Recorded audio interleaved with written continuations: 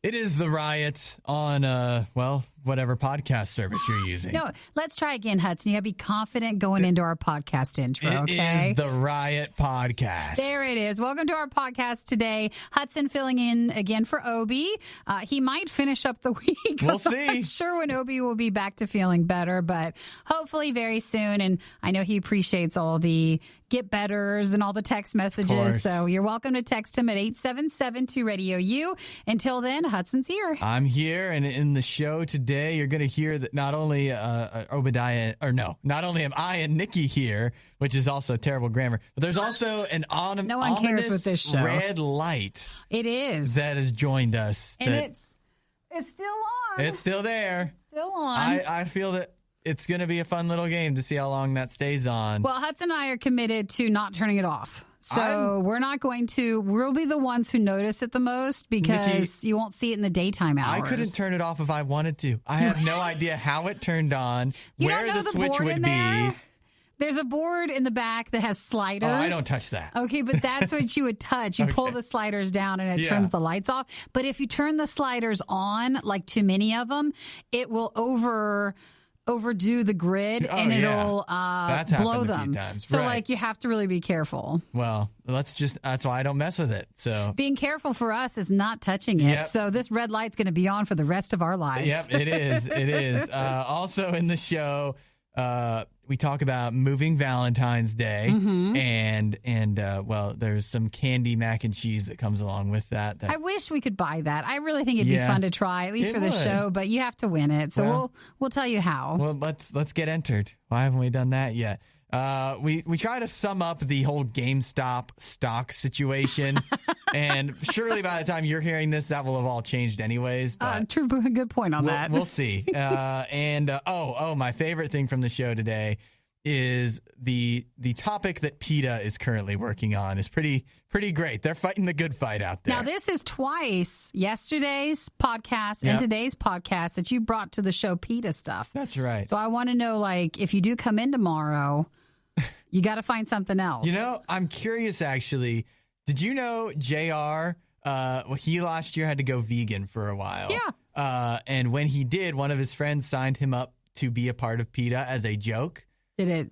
And they started sending him stuff all the time, of course. Political campaigns will never stop if you ever donate to them.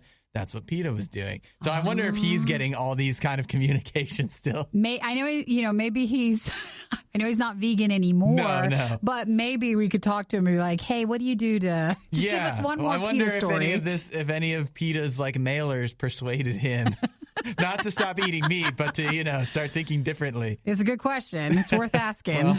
We talk about PETA in the podcast again today, and there's a lot of other good stuff in there. Well, thank you for listening to the podcast, giving it a listen today. Like we mentioned, text 877-2-RADIO-U. If you're like, well, wait, I have that other story you can talk about tomorrow's podcast. Send it our way. Put your name and send us a link, and we'll see if whoever's in tomorrow, and because I'll be in, can go over it for the next Riot podcast. Sounds like a plan. Thanks for coming in, Hudson. It is. Bye, no problem. everybody.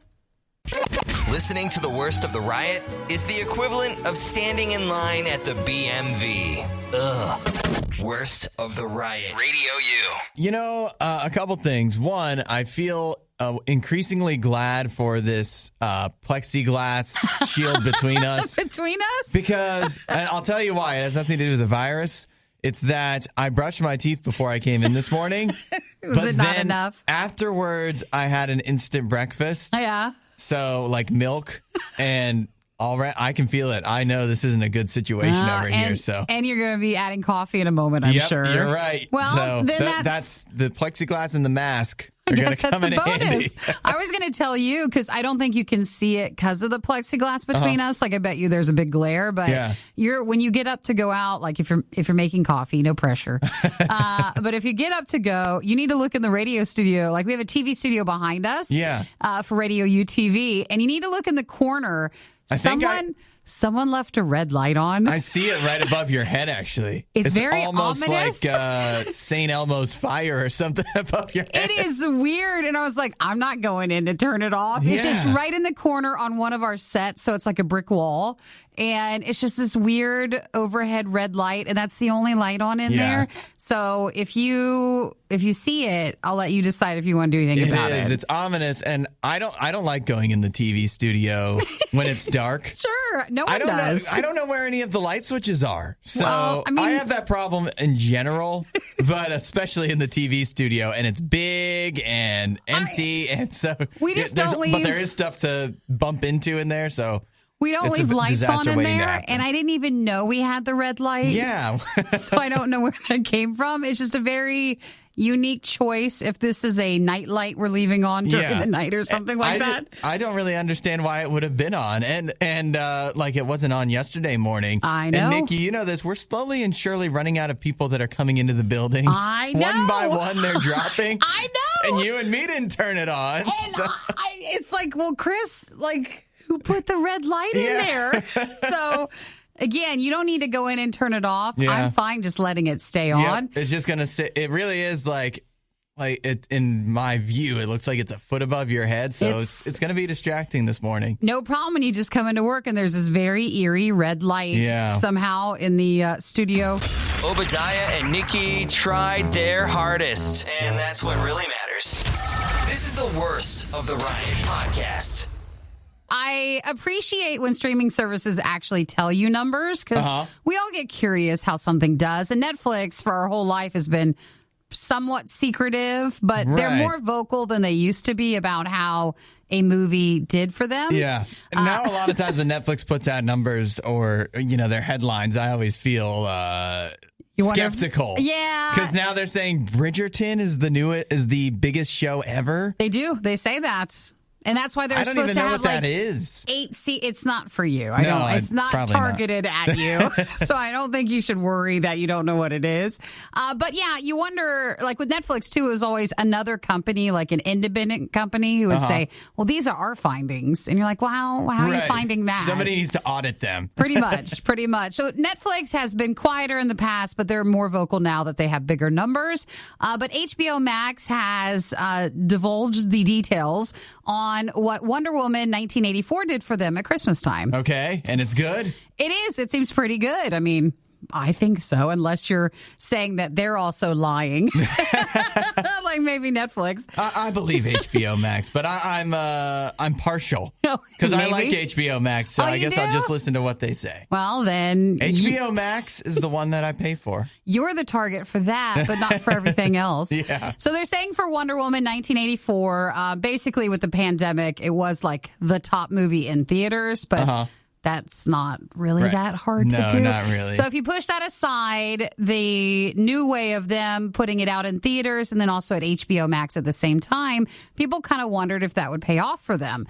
Now, this doesn't mean everyone liked Wonder Woman 1984. Right. It's not about that. Yeah. It's just, did you pay and sign up for HBO Max? Right. So by the end of December, they added 17.7 million more activated users. Is that good? That is good. That's good.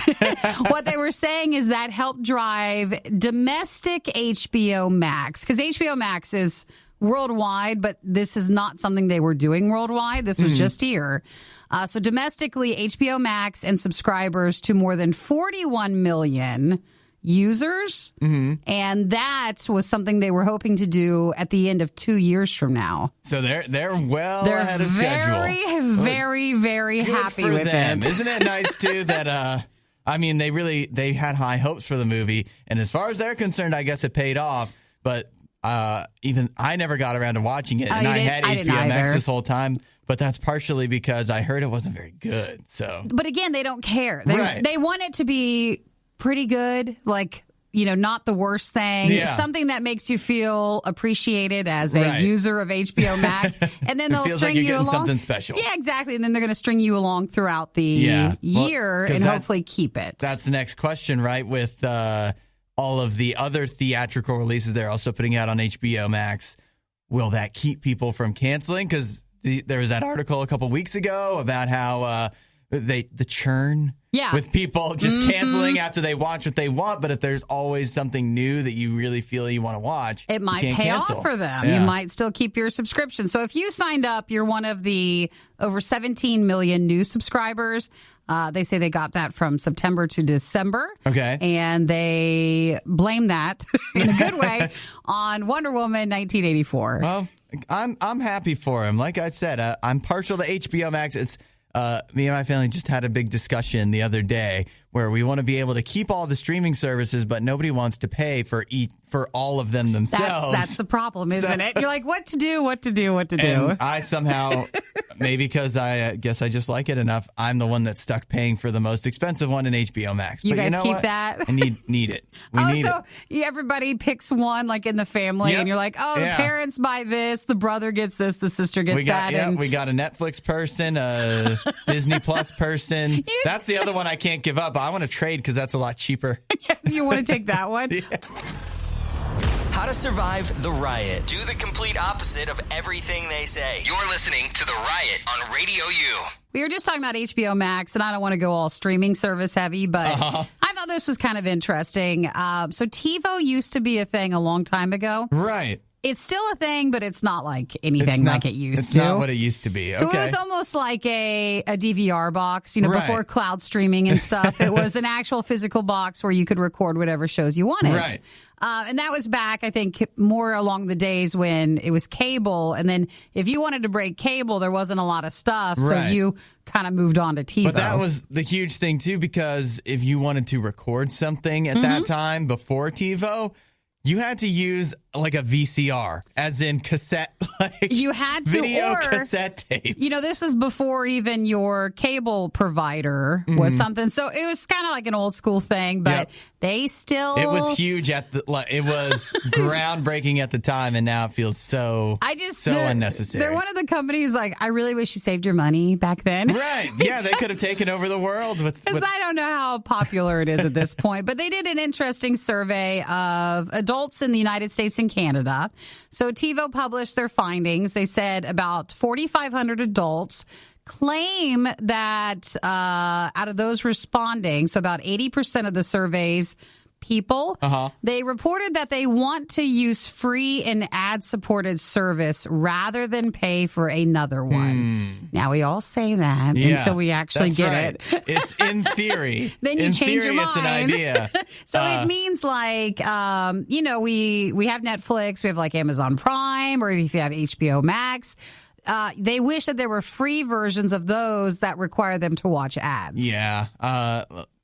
Again, in theory, that seems nice. I would say the same thing. It's you can put up with a few ads if you don't have to pay, but the problem is... you said it right there. They only have a few ads. You're watching the same ones over and over again. Yes, it's the same ones, and there's it's not just maybe in a regular commercial break on TV or whatever, maybe you'd have 6 30-second ads, but they play the same 3 ads, and they play 12 at a time. All in a row. So it's a really long break. It's almost like they're trying to hypnotize you or something, or brainwash you or something. So it's very hard for some companies with their, free ad-supported service, but we're all having subscription fatigue. That is true. That's a term. That's why me and my family have to divide up the subscriptions. You just can't handle it all. Yeah. So then they were saying how they wish that you didn't have to buy another one each month. But they do say that if you're going into an ad or a free service, the quality of the product is noticeably usually a lot less. Right. Quality of what you're watching and the content included. They say 81% of those in the survey wished Prime and Netflix offered free tiers.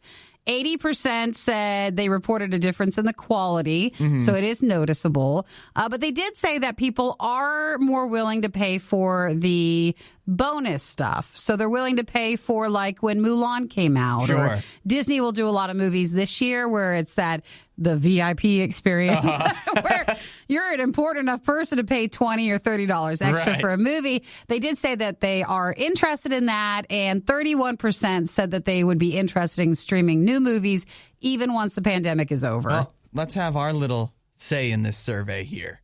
Do we want to pay more for the bonus content? I will pay more just to not watch the same ads over and over again. I will do that, but I will be more willing to cancel it if it's a month I'm not interested in. There you go. And the churn.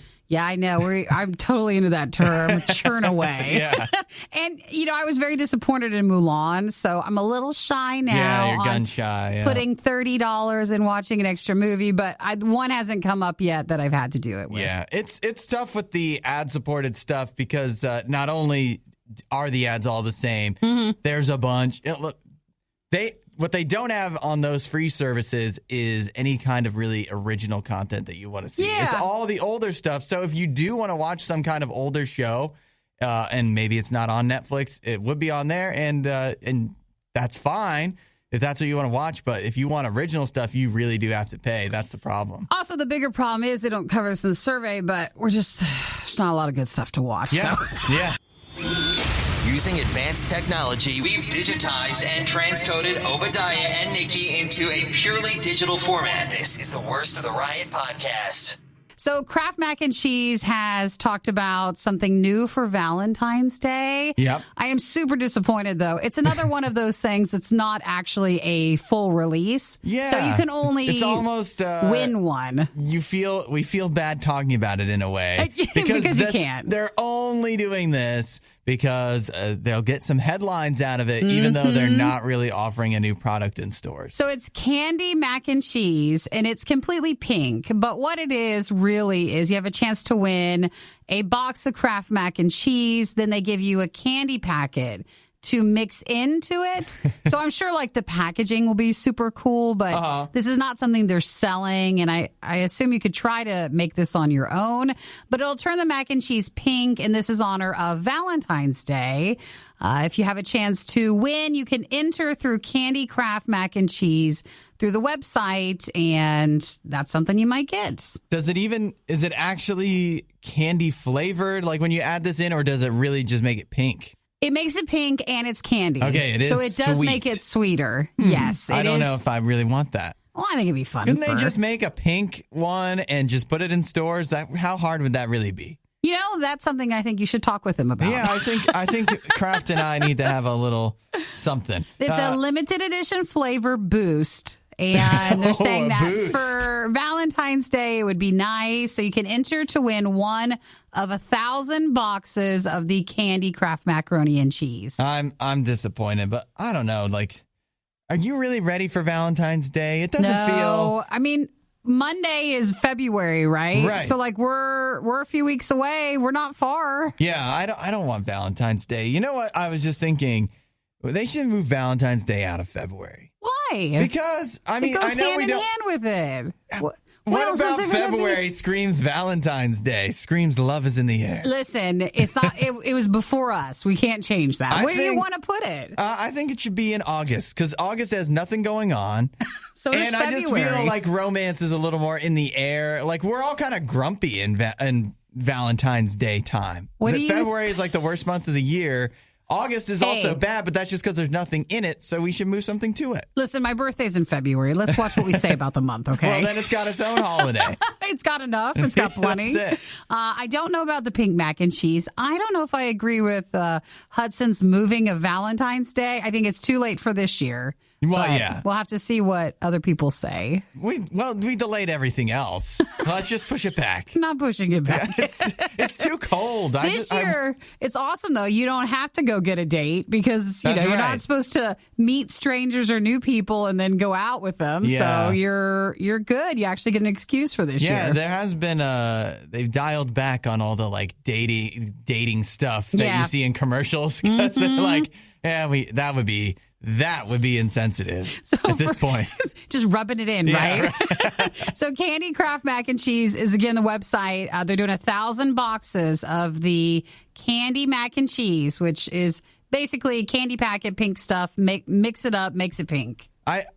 Another feeling I have with this is it doesn't feel so romantic. You know what I mean? Well, as far as the candy mac and cheese, it's just pink. Well, yeah, that's a romantic color. That could be for anything. And if you just have to win it, it's not even like it was thoughtful. Hey, honey, I went online and I happened to be one of 1,000 people. Okay. Hudson, I don't feel is very fun when it comes to the fun mac and cheese. I'm not receptive to this. So Justin texted in from OKC. He says, guys, we can't change Valentine's Day until we end daylight savings time. So that can come first, and I totally agree. In order. Things are never as bad as they seem, except when it comes to the riot. Then they're worse. They're always worse. It's the Riot on Radio U.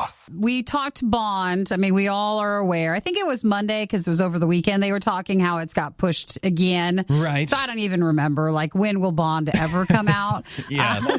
That's a mystery at this point. It's just going to be sometime in the future, and they just want to leave it at that. Yeah. But this is actually a really interesting article Hudson found concerning...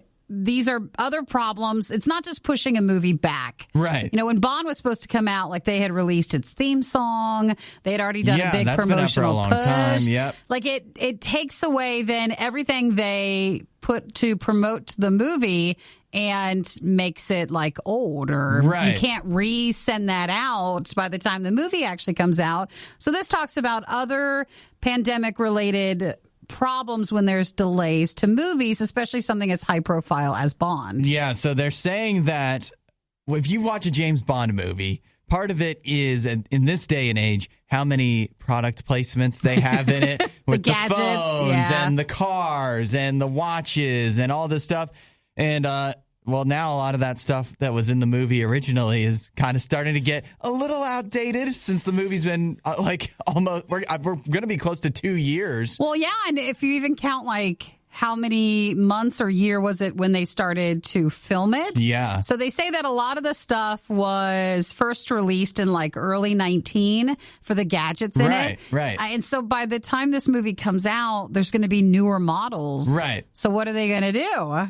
It says that for some of them, they are going to either carefully edit it, which seems like the thing to do, because the other option is actually reshoot the scenes where people are clearly seen talking into these old Nokia phones. Well, these are people that paid for product placement, so it's not like they're going to edit it out. Right. They're going to try to just edit here's a new phone. Right. They're either going to I don't know, it wouldn't be a still, but instead of completely reshooting big portions of it, just have quickly put together Daniel Craig talking on the phone, and just have it kind of quickly spliced in there somehow, maybe. That's why I feel you have to do reshoots for some of this stuff. Tough. But I was thinking maybe for some of this, are they going to just like you would do with a person? Okay, when Superman had the mustache that they had to reshoot, and they just kind of edited the mustache out. Yeah. Could they kind of Photoshop in the proper product? They could. That feels like the right thing to do. That feels like the right thing to do. But it just depends how much would that cost compared to reshooting certain scenes. Yeah, that's true. Or just being sorry, it's the older phone, and they might have to let some of it go. Yeah. That's why it's sometimes more common for movies that care more about the budget. They'll set themselves a few years before when you're supposed to be in the moment watching it, because it's still within your lifetime. So it's recognizable to you when you see maybe a phone that's 8 or 9 years old. Right. So to you, it doesn't seem like you're watching something from the 60s or the 70s. Right. But they don't have to worry about being the most current model. You'll see something a little bit more in between. But for Bond, you're right. It's all about having the newest and the hotness. And now they're old. But and let's be clear though, it's not like this is going to look so outdated where James Bond is on a flip phone or something. Sure. But it's just not it's a Nokia phone, and it's not the one that now Nokia would be promoting because this is outdated. So they're saying other things would be the Omega watches. There's a champagne company, Adidas for certain shoes, and then Nokia seems to be the one they're most concerned about. Yeah, it's weird to me that I always think of James Bond and think of the car, and it's weird that they don't seem to care. That's not brought up here. If you're looking for all the funny moments you missed during the riot, we apologize. You won't find them here. There weren't any. This is the worst of the Riot podcast. I miss Obi desperately, so I don't want anybody to be like, she's done with him. But Hudson, when he comes in, he makes the coffee, and I appreciate that because when Obi's in, he makes the coffee. Okay. I still don't know how to make the coffee, and I don't want to learn. I just don't. But I like when other people make the coffee, and I'm a part of it. So I just want to say I appreciate you, Hudson, because I feel like Obi can get stuck in a coffee rut where we go with the Highland grog that's in there, and that's good, and that's perfectly fine. Yep. But every day Hudson is in, he's making new coffee each day. We have so much. We have an embarrassment of riches of coffee variety. And I didn't know we had any of those. Yeah. In my life, I would love to have a different coffee every day. Well, bring it on. I'm always up for trying new kinds. And, if you find one you like, maybe have it a few more times. But variety is the spice of life. I like it. Because, again, Obi will stick with the same one unless there's, like a new one that just came in. Right, where somebody just sent it. Yeah, we had a wonderful listener send us this king cake coffee, like a Mardi Gras one. Right. That was great. So we made that one day. And then you made this fudge one. Oh, the fudge one was amazing yesterday. It was a sample pack, though, guys. Like we don't have any more. Yes, it was that. It was the one from New Mexico, and it was so good. It was delicious. And then this morning we've got a pistachio one, and it's really good too. I can't wait to try it. I haven't gotten to it yet. It's the piña coffee style from New Mexico, and it is so smooth. Yeah. This one might even be a little better than the fudge one. Really? And we have a big bag of this. that fudge one. It's going to be tough to top, but I do like pistachio, too. We also have a pumpkin spice one from them. Nah, the time's gone. Yeah, no, right. That one's going to sit there till next And it's October. Fine, right? Can the coffee wait until that long, or will it go bad? Or do we freeze it? Jared Mark would tell you no. Well, I don't need to be like, will it kill us, or is it fine? Freezing coffee, that is so old school to me. But, can you? People used to do that, I think. But not the good coffee. They'd buy a bunch of Folgers at Costco and then the big one, buy it in real bulk, and then to keep it fresh or put it in the freezer. I think I can totally picture. I don't want to have pumpkin spice stuff until the fall. So can you just stick it in the freezer? I think that one's a single serve. No, we also still have pumpkin spice creamer, but that one's from October, and I don't think it's any good. You'd be surprised how long the creamer can last. But yet because it's not actually dairy coffee? Usually. I mean, the coffee, you can still make it. Mm-hmm. It's just a real coffee person would tell you it wouldn't be fresh. Guys, but a real coffee person would also tell you, because we're not grinding this. This is pre-ground. It's already we've already ruined it. Oh, so if you freeze the beans or something? I don't know. I feel that they'd still, the fresher the better. Well, if you come in tomorrow, I don't want the pumpkin spice one. Okay, no. But we can either do pistachio again, or maybe look behind things. Because I know we've got a few more. There's still random things in there. There's something from the Finger Lakes I saw. There's a bag of Pete's coffee, which I don't know where that came from, but that's could be fine. I don't want the Death Wish coffee. Okay. That's also in there. Very black. You can have that on our own moody day where we just need something else. Yeah. I like the pistachio. Oh, you know what I'll do tomorrow? I got so much coffee for Christmas. Mm-hmm. I brought one bag here to work. That was just going to be because a lot of times when I come in, the coffee's gone or it's cold. So you make your own. I'll make a little French press.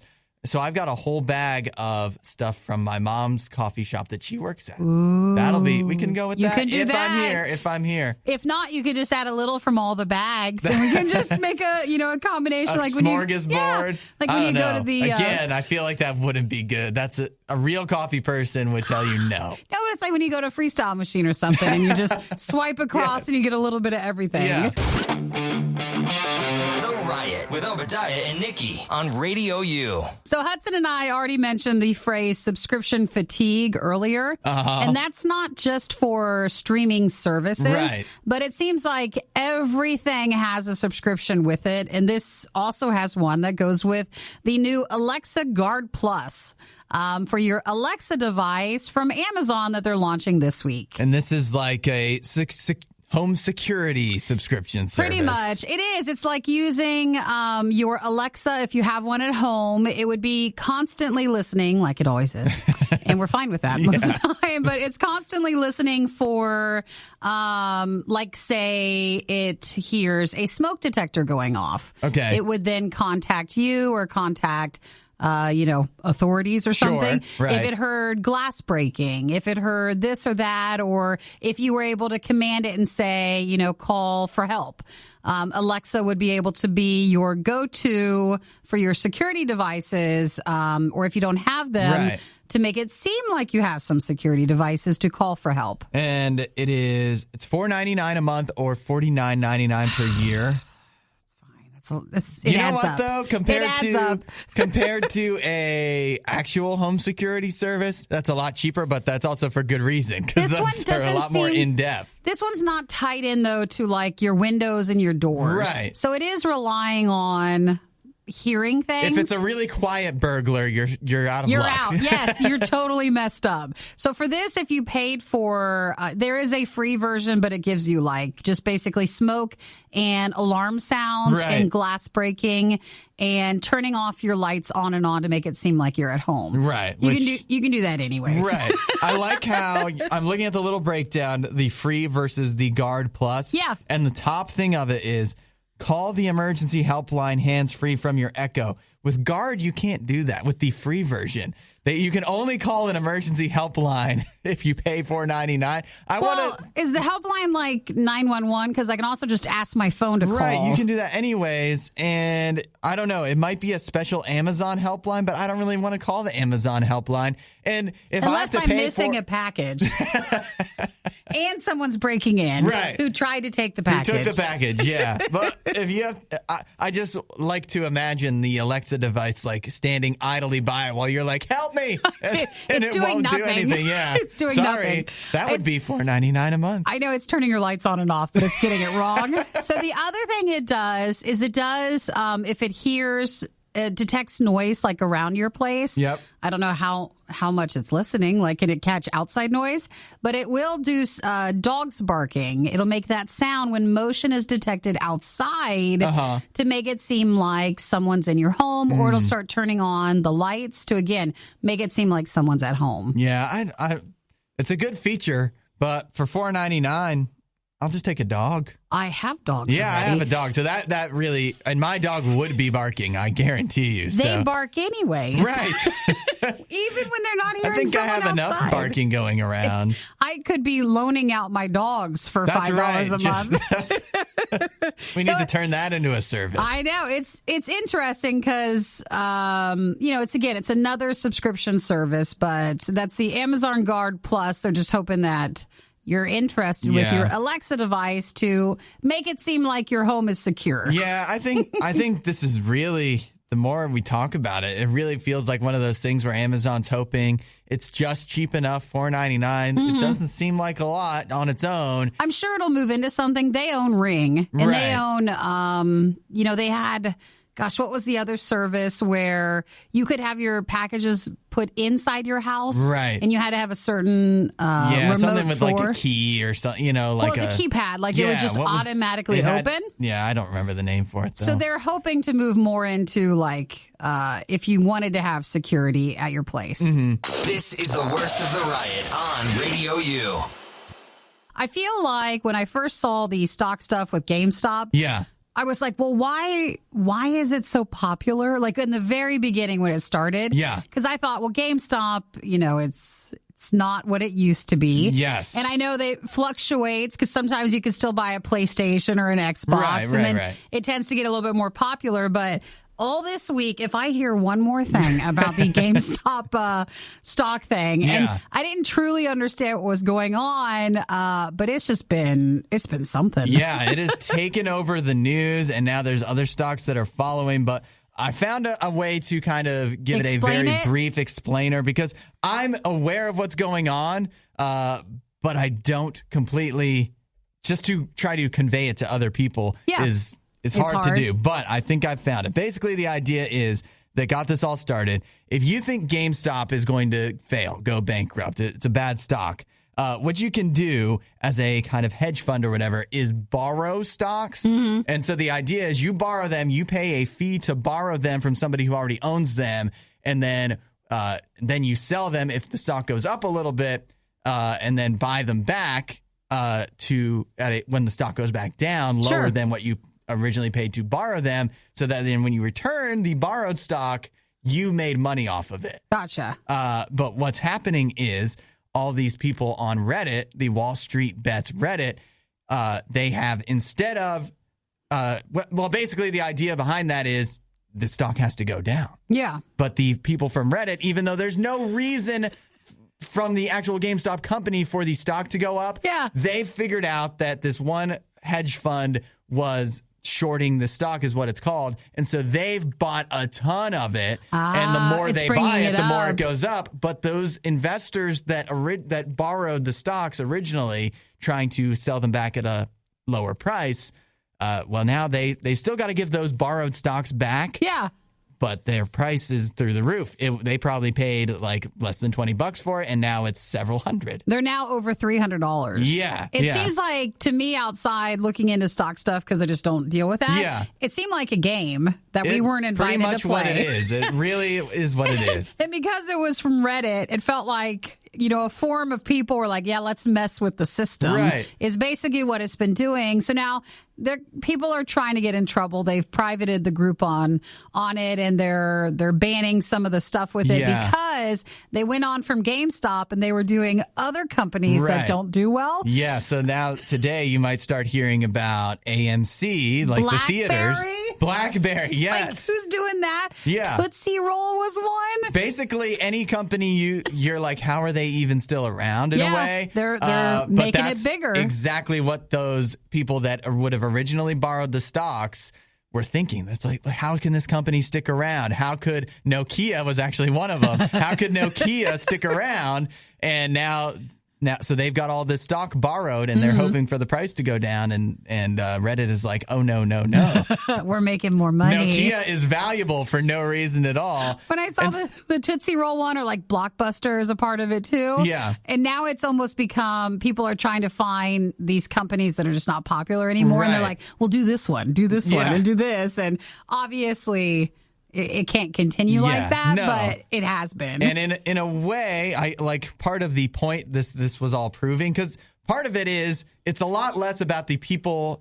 I'm sure some people will get rich off of having this really valuable, temporarily GameStop stock. But so much of it is just about screwing the people that originally borrowed the stock, because they feel like they can just make money off of everything. They're just messing with everybody. And but it does also reveal how, in a way, this is very much gambling. You're just guessing, especially as a Redditor. You're like, well, why would anybody want to have Naked Brand juice as a stock? Well, then you buy it all up, and hope that the price goes up. Well, thank you for explaining it. It makes more sense now, because for a while I was like, why are we doing GameStop stock? Like, why are we doing this? And it's become a thing. Yeah, it's so interesting too to see what's going to happen. Is how will it all pan out eventually? Because stuff like this has kind of happened before. But not on a Reddit, let's get everybody band together. And it was a lot of time, like with Dogecoin, this happened earlier during the pandemic. Somebody tried to do this on TikTok, and it probably worked out well for them, but not for all the other people that followed them. So it's tough to be a follower in this situation. Sure, and I'm curious how it'll change for future things. Yeah. They haven't really said, but everybody's caught on. Giving every novelty food the publicity it so blatantly desires. It's The Riot on RadioU. I guess from this list, I don't have any nice animal names, because we should be saying nice ones for you for coming in. But we only have the insults we're not supposed to use with animal names in a negative way. Yeah, this is really great. I feel like, although PETA is such a big organization, there's a lot of people that support them. They're still one of like the safe things that you can still make fun of. Oh, you know what I mean? Like, I understand what you're saying. Even people more towards like the opposite side of the world than you would be like, yeah, they're kind of weird. And so this morning or last night, I'm just making sure they heard you. They tweeted out. They said, using animals as insults perpetuates speciesism. And so they've given you alternatives to say. So, for example, not that I would ever say this, no. but if I was going to call Nikki a chicken, that would be wrong. So what I should do instead is another word. Is call her a coward. See, chicken, I think the animal names. Yeah. I haven't heard a lot of people use these words. Not really. We're on to harsher and more painful words. We've all had that. But they're saying instead of chicken, you're not supposed to use an animal name. As an insult, you would say coward. Or if you called somebody a rat. That seems dated, too. You shouldn't call them that. You should call them a snitch. They say which is much better. For a snake, you should call someone a jerk. For a pig, repulsive. Repulsive makes me feel hurtful more than if someone said pig. Yeah, but that's the thing. It's hurting the pig. It's hurting pigs if you associate them with repulsiveness. These are also hurting us because all these words hurt. That's true. And then they're saying if you call someone a sloth, you should be just calling them lazy. Yeah, I don't know anybody's ever called anybody a sloth. So this is a fight that, one, does it really need to be fought? Like, is this the most important? PETA can't even get people to stop eating animals. Let alone. Forget about insulting them. Well, they're saying stand up for justice by rejecting supremacist language. Like, we as humans are more supreme than animals to be using them in a more lower language. Yeah. I don't know. Like, there's maybe a little bit of something there, but all of their other rhetoric around it really gets lost. Because if you keep reading on, they're like, anti-animal slurs degrade animals by applying negative human traits to certain species. But if you're applying negative human traits to other humans, that still hurts the humans. It's still negative. So you can't say anything negative ever? So how about we just work on that? We don't say any negative stuff.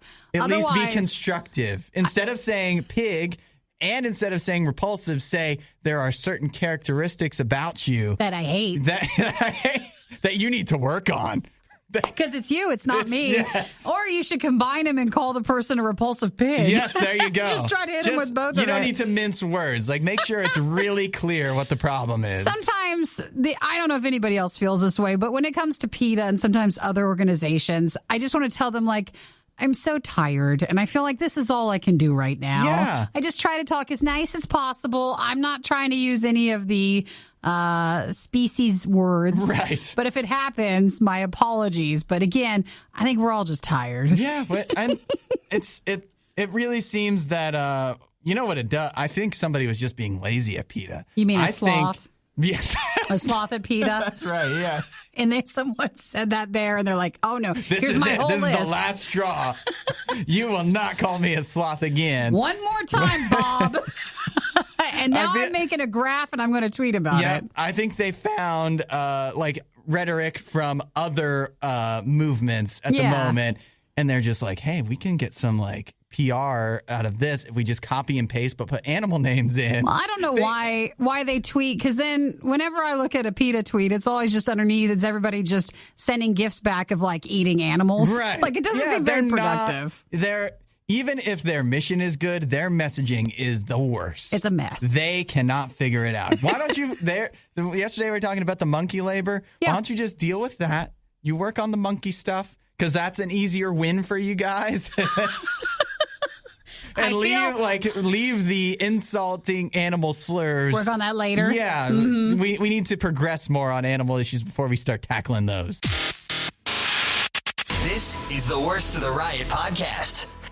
We were talking, PETA sent out a list of, instead of calling someone a sloth, I guess we all do. Right, of course. They say don't use an animal name for it. If you're talking mean to someone, you should call them lazy. It's okay to still be mean. Yeah. You just can't be mean with an animal involved. Call it what it is. Don't use an animal's name. Instead of chicken, you would call them something else. And so that led me to another article, which was talking about a study that talks about swearing. So say if you swear a lot, what does that say about you? In the past, a lot of times people who have done studies have made it feel like more swearing would be a sign of not using intelligent language. Low intelligence. The classic things that people say is if you swear, that just means you don't have a very wide vocabulary. Yeah, you don't have something else to say there. Right. So newer studies have been showing, and so people have been running with this. Yeah. They're saying that if you swear a lot, that actually might be more of a sign of you being intelligent creative, and this might be a way for you to endure more pain around I've heard a that subject. one for sure. So they're saying that if you swear, that's typically you expressing your actual genuine feelings, and that's the word that you're going with. Okay. And that to you, that strong word is matching the strong sentiments with what you're trying to say. Okay. And expressing your feelings is good, right? They say that. They say that. So with this whole article, though, for me, I tend to, not about swearing like verbally, and I don't do this online, but they didn't really cover where I see most swearing, which is online. Right. And they don't talk about that at all. So this is about people that actually say it. Yeah. And I could understand what they're saying if you're verbal with it, but I just see mostly swearing online, and people do that. It seems more lazy there. Oh, yeah. If that makes sense. The other thing is, like, when you see it in media, like movies and TV, where they seem to just go overboard with it sometimes, more so than you would actually encounter most of the time in real life. Yeah. And on there, maybe partially because it seems so forced, but that doesn't seem like especially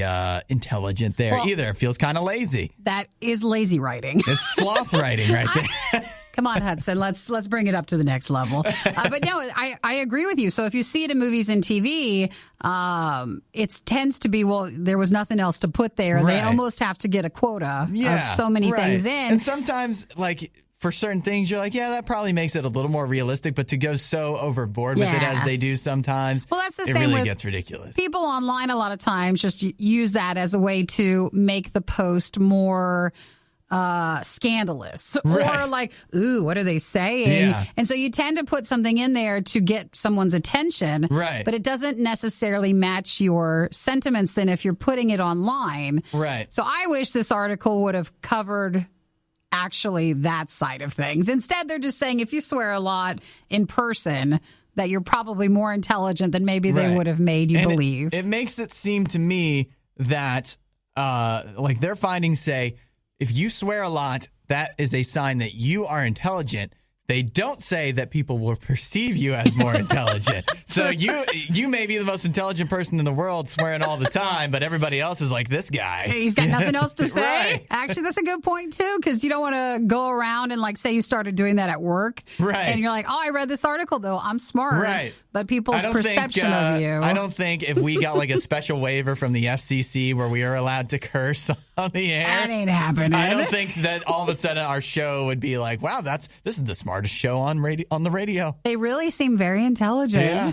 So take it for what it is, but they're just saying those words out loud, that it's probably more you're a right brain, you're a creative brain, and that's what you're trying to express your genuine feelings. The Riot, not everyone's fan. I wonder whose idea this was. RadioU.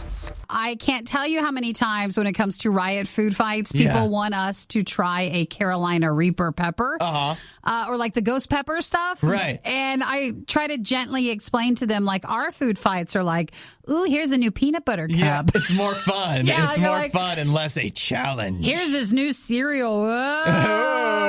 I don't know if we'll be able to eat this. What's going to happen with the new Mountain Dew flavor? Like, that's our style. We don't do extreme food sort of situations. We're trying to find things that we will enjoy, that we can pass on to you, that you would enjoy, not inflict pain on ourselves or anything like that. But it's not for lack of trying, because I know you guys would love to see us eat one of these peppers. But the Carolina Reaper pepper, that's the world's largest. That's the world's like strongest pepper, right? Yes, it's the hottest. It's the hottest. It's on the Scoville scale, a lot of Scovilles. So in Canada, a man just broke a Guinness World Record with the Carolina Reaper chili peppers. Yes. A video's been shared for the Guinness World Record for the most Carolina Reaper peppers eaten in the least amount of time. Yep, so he ate. It's a lot less impressive when you actually look at it. Because the headline is that he breaks the world record for eating Carolina chili Reaper peppers. He eats 3 in 9.7 seconds. So it's under 10 seconds. He eats 3 of them. Yes. I mean, that's fast. But if I just watched the video, it's not that impressive. It doesn't seem. But I mean, it's hard impressive. to convey that how it would be impressive without actually tasting them. What's impressive is if you jump in 2 minutes or 3 minutes after you've eaten it, that's when the pain starts. Yes. But this is, this guy, they say he loves spicy food, so he wanted to break this record. 3 of the peppers in less than 10 seconds in Ontario. And for the rules, the peppers had to weigh at least an 18th ounce, so they had to be a certain size, and he had to provide a certificate because maybe this was done virtually since you can't do the in-person verification stuff, but he had to provide a certificate that they were, in fact, Carolina Reaper peppers that he ate. Right. I like, I keep watching the thing, and one, I think it's hilarious how his hair isn't very long, but when he starts out eating them, he's got this headband on as if he's doing some athletic accomplishment here. No, you start to sweat with it, though. Yeah, but then he takes it off once he starts to kind of like, after he's eaten them, he starts to throw up a little bit, like he's got a big bucket and everything. Yeah. And then he takes it off. You think that's when you need it to keep your hair out of the vomit, but not for him. He's... No, thank you. Don't want to do that. No. I don't mind hot stuff, but that's not hot stuff. That's next level. So. I've tried certain things that claim to be Carolina Reaper, like sauce and stuff. When you go to, there's that one market downtown. Oh, it's never the same. Though. No, it's not. It's not definitely not like eating one straight up. But I'd give it a shot. That was like when McDonald's had their spicy nuggets. Is that our level of spiciness, guys? I remember when we did a food fight here, I was getting punished for my sports picks, and we got like the hottest buffalo wings from Buffalo Wild Wings. Yeah, they weren't that hot. Bad? No, they weren't. I don't know. For the everyday stuff, when we eat it, they can't have it that much. Right. They can put the name in it, but it's not like they're going to go put all this stuff in there and then potentially have someone get super sick or worse, die from it. Yeah, or just have people like retching in the restaurant. So. You're like, oh, they had that, didn't they? Yeah. You go through McDonald's and you're like, what are they doing? Like, oh, they had the spicy veer off ones. the road because it's too spicy. You couldn't drive. They're not going to do that. A lot of times, fast food or food, when they put heat in it, it's super fast. Right. Very, very fast, followed by like a lot of sweetness to kind of cool it down. And then they give you a nice big Diet Coke. To wash it down. Good call on that. For this, the Carolina Reaper stuff, that's just nothing but heat. So congratulations to him, though, for the Guinness World Record, 3 Carolina Reaper peppers in under 10 seconds. Yeah, good for him. Congratulations, Mike. What do you get for that? You get not money, probably. You get talked about on RadioU. The Riot Podcast. RadioU. So let's see. We talked about the guy in Ontario who had the Guinness record for the most Carolina Reaper peppers in under 10 seconds. Yep. So he ate 3, and then Aaron texted in and said Pepper X is actually the most hottest pepper now. Okay. So I looked into it. Pepper X was created by the guy who made the Carolina Reaper. Okay. It is 2 times hotter than a Carolina Reaper. But the problem is, Aaron, it is not still confirmed by Guinness World Records, so they don't recognize it. Okay. So they'll still give it to the Carolina Reaper as the hottest pepper. Okay. So you have to wait for that to change, and then you could say Pepper X is actually, so not now. And then Erica texted, Hudson, you mentioned one of your hottest things was when you had the blazing wings at B-Dubs. So Buffalo Wild Wings, she said that a Carolina Reaper pepper is obviously way hotter than of course. blazing wings there. You don't see Guinness World Records talking about the blazing wings. No, they don't. You don't get a certificate for completing a basket. You don't. But they grow them in South Carolina. So if you want to try one this summer, they can bring it by the station. Ooh, I would give it a shot. They say really they don't would. even cut them for salsa because they're so hot, the fumes will burn your eyes and your airway. You know what I saw? I wish I could remember what it was from. I saw a TikTok the other day where it was that, a video that lives in your head rent-free. Oh, one of those? Yes, and it was a newscast or something like that where this guy tries a Carolina Reaper. He tries a bite initially, and he's like talking back to the studio or whatever, and they're having a little banter.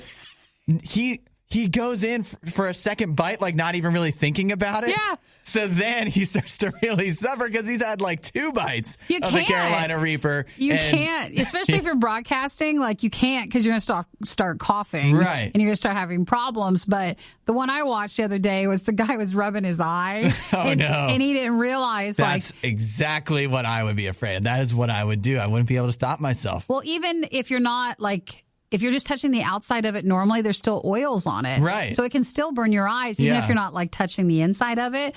But again, we're not interested right now. Well, I'll do it for Erica. If Erica brings one, I will do it. You can bring it by this summer, and then it'll be the RIOT presents Hudson trying. I'll be a special guest. Yeah, the Carolina Reaper, and we'll just be like over to the side so the fumes don't even hit us. Yeah. I also want to say I don't want Pepper X to be the hottest pepper, or if it is, I want it to change the name because Carolina Reaper is such a good name. Oh, you like it better? That is a great, and it feels almost like it's wasted on this pepper. Like it should be, it's such a cool name, it should be used on something else. The worst of the riot is over, but the fun can keep going. Hey, I saw you checking out my goods. Check the Riot blog or stalk us on social media. You want to sample them? A little try before you buy, huh? Through riot.radiou.com.